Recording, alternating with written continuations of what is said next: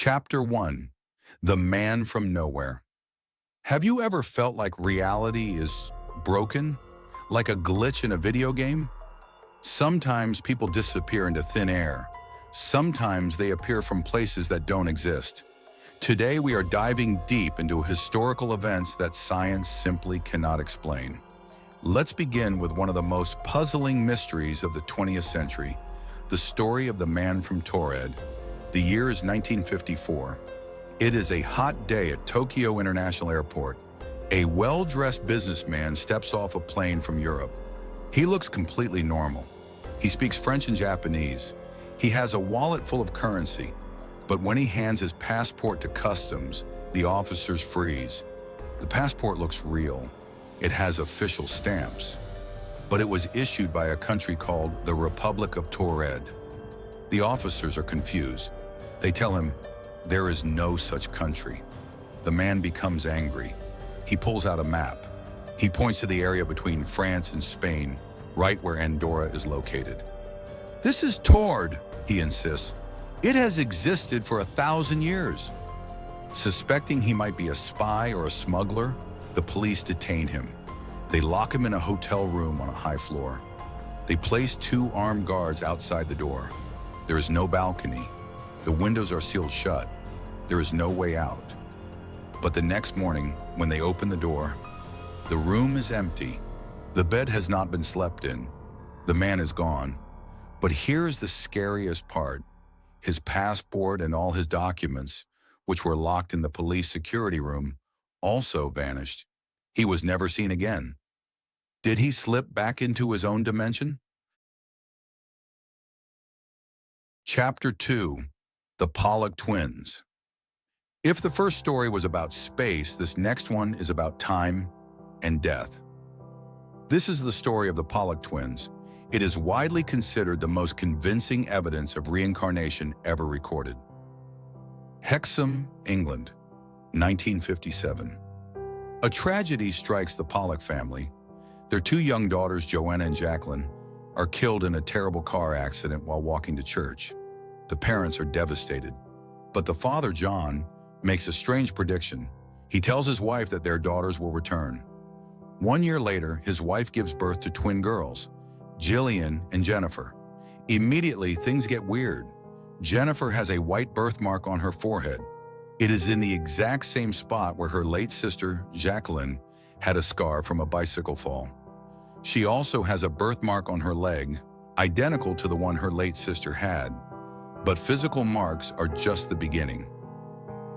As soon as the twins begin to speak, they start asking for toys they had never seen before. Toys that belonged to their dead sisters. They knew the names of the dolls, Mary and Suzanne. The family moved away from the village after the accident. But when they returned for a visit 4 years later, the twins knew everything. They pointed at landmarks they had never seen. They said, that's the school we used to go to. And that's the playground. The most terrifying moment happened when a car engine started nearby. The twins screamed in terror, hugging each other and shouting, "The car is coming to get us!" Scientists and psychologists studied the girls for years, but at the age of 5, the memories simply faded away. Today they live normal lives, but for those 5 years they were living proof that death might not be the end. Chapter 3.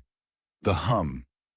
Ghosts and time travel are scary, but what if the mystery is inside your own head? Imagine a sound, a low droning noise, like a diesel engine idling in the distance, or a refrigerator humming in the next room. You turn off the TV, you close the window, but the sound doesn't stop.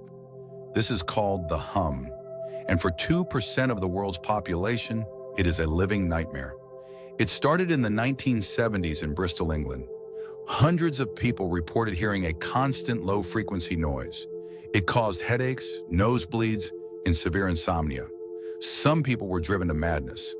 Since then, reports have come from the USA, Canada, Australia, and Scotland.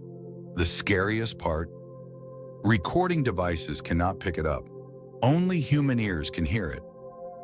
Theories are wild. Is it secret military communication with submarines? Is it the sound of industrial fans? Or is it something deeper? Some scientists believe it's the sound of the Earth itself vibrating. Imagine trying to sleep, but the world itself is screaming at you, and no one else can hear it. If you're hearing a low rumble right now, maybe you are one of them. Chapter 4. The Philadelphia Experiment. If sound can drive you mad, what happens when you try to bend the laws of physics? October 28, 1943. World War II is raging. At a shipyard in Philadelphia, the U.S. Navy is conducting a top-secret test known as Project Rainbow. The goal?